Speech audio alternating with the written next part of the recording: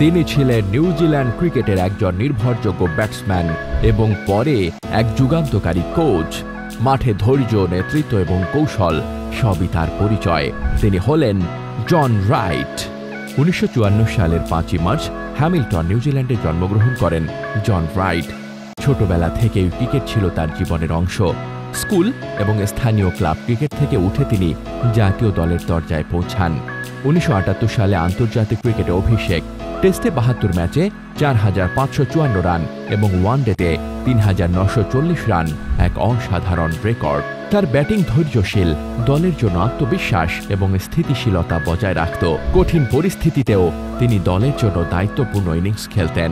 Right New Zealand দলের অন্যতম নির্ভরযোগ্য ব্যাটসম্যান ছিলেন। মাঠে তার ধৈর্য ও কৌশল দলের জয় নিশ্চিত করত। মাঠের বাইরে তিনি কোচ হিসেবে ভারতের ক্রিকেট ইতিহাসে যুগান্তকারী অবদান রেখেছেন। 2000 থেকে 2005 পর্যন্ত ভারতীয় ক্রিকেট দলের কোচ হিসেবে তার নেতৃত্বে দল আন্তর্জাতিক মানের ধারাবাহিকতা ও সাফল্য অর্জন করে। কিন্তু রাইটের যাত্রা কেবল সাফল্যের নয়, প্রতিপক্ষের চাপ, সমালোচনা এবং ফর্মহীনতা সবকিছুই মোকাবেলা করতে হয়েছে। তবুও তিনি কখনো হাল ছাড়েননি।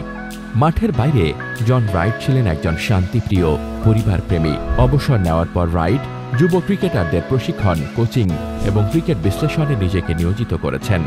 ভারতের কোচ হিসেবে তার কৌশল, প্রেরণা এবং অভিজ্ঞতা নতুন প্রজন্মকে অনুপ্রাণিত করেছে।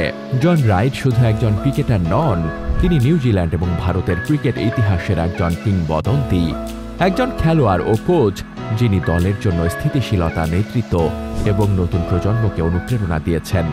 জন রাইট নিউজিল্যান্ডের কিংবদন্তি ব্যাটসম্যান ও ভারতীয় দলের যুগান্তকারী কোচ, এক অনন্য ক্রিকেটার এবং নতুন প্রজন্মের অনুপ্রেরণা। সব খেলার আপডেট পেতে স্পোর্টস টিউবের সাথেই থাকুন।